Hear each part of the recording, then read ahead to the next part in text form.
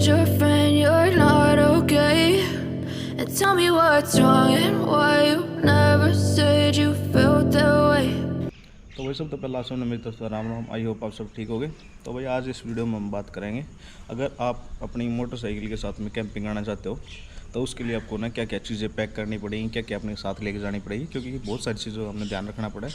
कहीं बाइक के ऊपर लगेज जो ज़्यादा हो जाए, अगर आपका लगेज ज़्यादा है तो भाई सीधी सी बात है आपको परेशानी होगी एडजस्ट करने में, बार बार सामान उतारना चढ़ाना और बहुत सारी चीज़ें होती हैं भाई जिसमें आपको दिक्कत हो जाती है। तो बहुत लिमिटेड जो ज़रूरी सामान है ना, आपको जो चाहिए सच में जिसकी आपको ज़रूरत होती है, तो वो चीज़ मैं आपको बताऊँगा, वो आप अपने साथ में लेके जा सकते हो और कहीं पे भी अच्छी लोकेशन देख के भाई अपनी कैंपिंग का मज़ा आप ले सकते हो। तो उसमें कुछ पॉइंट टू पॉइंट मैं बात करूँगा। अगर आप बाइक पे कैंपिंग करने जा रहे हो तो भाई साथ में आपका सामान होगा ही, तो सामान रखने के लिए आपको ज़रूरत होगी या तो पैनियर्स की या सैडल बैग की। अगर आपके पास वो भी नहीं है और आपका बजट नहीं है वो चीज़ परचेज़ करने की तो उसकी भी ज़रूरत नहीं है। वैसे ही अपने जो आपके पास जो बैग है उसको लगाओ और एडजस्ट करके अपना बांध के बाइक और चले जाओ।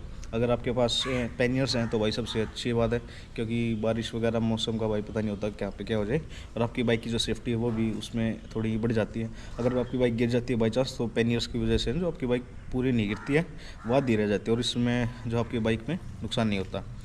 और अगर आपका बजट ठीक ठाक है, नॉर्मल है, तो आप सैडल बैग भी परचेज़ कर सकते हो।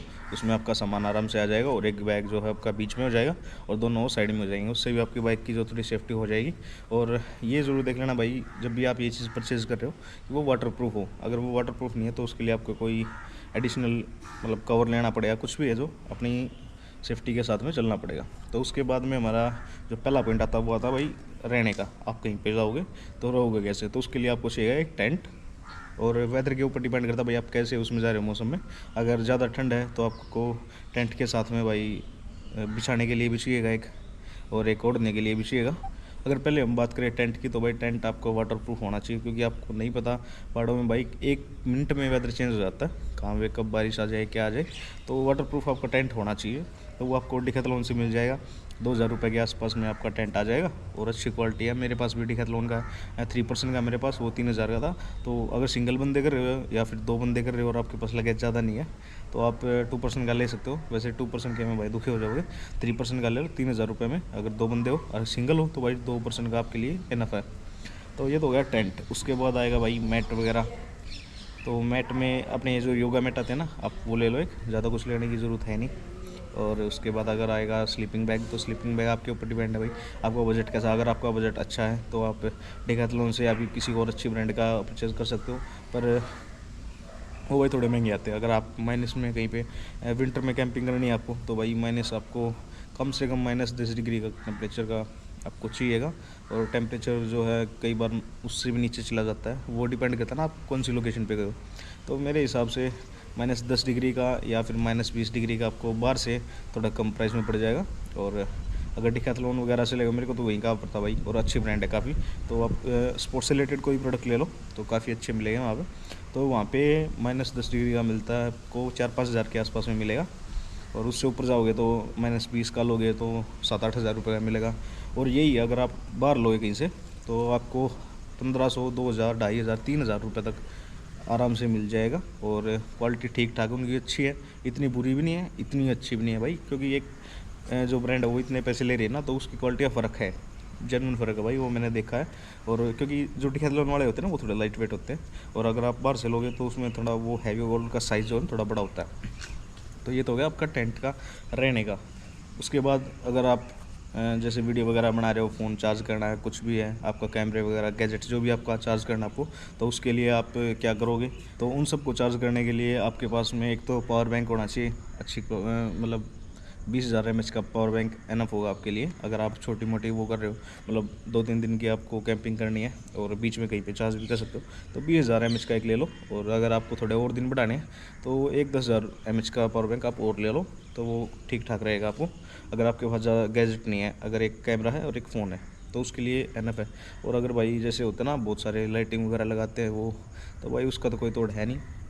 और उसके साथ साथ आपके पास एक टॉर्च भी होनी ज़रूरी है, क्योंकि आप टेंट में रहोगे कहीं पे भी रहोगे तो वहाँ पे लाइट तो आपको मिलेगी नहीं, तो उसके लिए आपके पास टॉर्च होनी ज़रूरी है। छोटी मोटी 200-300 रुपये में आपको कोई टॉर्च मिल जाएगी ठीक ठाक, जो आराम से चल जाएगी और चार्जिंग वाली मिल जाएगी।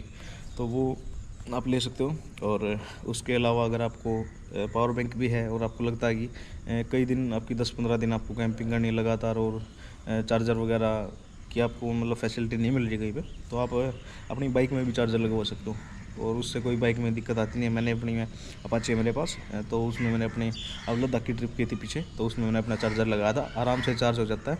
बस थोड़ा वो ये कि भाई वो थोड़ा टाइम ज़्यादा लेता है, पर आपका ये है कि काम चल जाएगा अच्छे से। हमने पूरा 13 दिन की ट्रिप थी हमारी, तो एक दिन हमने रूम लिया था तो वहाँ पे चार्ज किए थे, नहीं तो मैंने तो हर रोज़ अपना फ़ोन से ही किया था। पावर बैंक भी मेरा ऐसे कैसे ही था, एक 2 पावर बैंक लेके आया था मैं, एक 20,000 का, एक 10,000 mAh का।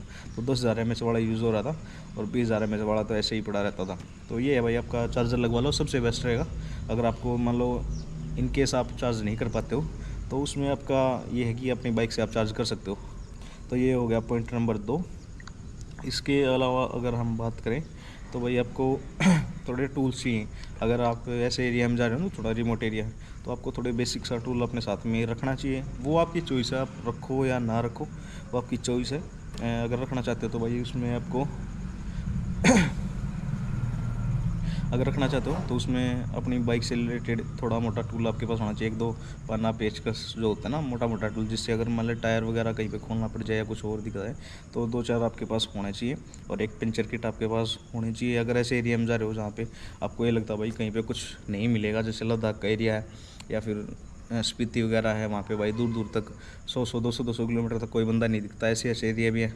तो उस केस में अपनी सेफ्टी के साथ आप चल सकते हो। तो वो कोई ज़्यादा वो नहीं है कि आपको बहुत ज़्यादा लगेज करना है। एक पंचर किट और 1-2 टूल अपने साथ में लेके चलो। और पंप भी आजकल बहुत छोटे छोटे आ रहे हैं, तो वो भी आप अपने साथ में लेके चल सकते हो। तो आपका भाई रहने का हो गया, और उसके बाद आपकी टॉर्च वगैरह मतलब चार्जिंग का भी हो गया। उसके बाद आएगा आपका पॉइंट खाने का। आप खाओगे क्या? अगर आप कैंपिंग करोगे तो वहाँ पे होटल वगैरह तो आपको मिलेगा नहीं, तो या फिर वहाँ पे 2 ऑप्शन है, या तो आप पहले से अपना पैक करा के जाओ या फिर आप वहाँ पे अपनी कुकिंग वगैरह कर सकते हो। तो उसके लिए आपको अगर खुद कुकिंग करनी है तो छोटे छोटे ना स्टोव आते हैं, और मतलब ये साइज़ की ना कैन आती है, सिलेंडर कैन आती है गैस की, तो वो अपने साथ में ले जाओ। छोटे छोटे वो हैं, तो कोई वो बड़ी चीज़ है नहीं। और अपना फूड वगैरह जो भी आपको चाहिए, मतलब बहुत सारे रेडी टू ईट फूड आते हैं अब तो, वो आप लेके जा सकते हो साथ में। या फिर नमकीन वगैरह, बिस्किट वगैरह, ये तो भाई आपको चाहिए साथ में। नमकीन बिस्किट वगैरह वो आपको चाहिए, क्योंकि इमरजेंसी कहीं पे भी कुछ भी हो सकती है। इतना सोच के चलो, अगर आप ऐसे एरिया में जा रहे हो ना, कहीं पे लैंडस्लाइड वगैरह होगी या कुछ ऐसा, मतलब स्नोफॉल वगैरह ज़्यादा होगी और आप फंस गए 2-3 दिन के लिए, तो पहले से अपनी प्रिपरेशन करके चलो कि थोड़ा बहुत फूड वगैरह, पानी आपके साथ में हो। और जब आप कैंपिंग करो तो आपको पानी की भी भाई ज़रूरत होगी। तो उसके लिए आप एक 5 लीटर की ना पन्नी टाइप में आती है, मतलब इतना सारा साइज़ होता है उसको, उसमें 5 लीटर पानी आराम से आता है। 100-200 रुपये की आपको मिल जाएगी, वो भी कैंपिंग की जहाँ पे सामान मिलता है ना, वहाँ पे मिल जाएगी। तो एक वो भी आपको अपने साथ में रखनी चाहिए। तो यही पॉइंट होते हैं भाई मेन। अगर आप कैंपिंग करते हो ना, तो खाने का, पीने का और रहने का यही चाहिए, क्योंकि व्हीकल तो आपके पास में है ही। और चार्जिंग का ये थोड़े मतलब पॉइंट है, ये जो मेन पॉइंट है, आपको इनकी ज़रूरत है। वैसे आप कितना भी सामान लाद लो, उसकी तो कोई दिक्कत वो है ही नहीं। आपके ऊपर डिपेंड करता है आपको क्या क्या फैसिलिटी चाहिए, क्या क्या कुछ चाहिए। पर ये सब मैंने जो चीज़ बताई, थोड़ा लिमिटेड सा सामान है, आराम से आपकी बाइक पे हो जाएगा, ज़्यादा लगेज भी नहीं होगा, ना आपको कोई दिक्कत होगी कैंपिंग करने में। और ये पॉइंट अगर आप ध्यान में लेके चलोगे ना, तो आपको कहीं पे कोई दिक्कत नहीं आएगी। अगर इमरजेंसी में कहीं पे फंस भी जाते हो तो भी आप आसानी से सर्वाइव कर लोगे 2-3 दिन का। और इतने में तो कुछ ना कुछ अगर हो जाएगा, अगर मान लो आप बाई चांस कहीं पे इमरजेंसी में फंस गए तो। और कैंपिंग से रिलेटेड या फिर ट्रैवल से रिलेटेड आपकी कोई भी क्वेश्चन वगैरह है तो आप कमेंट सेक्शन में बता सकते हो भाई।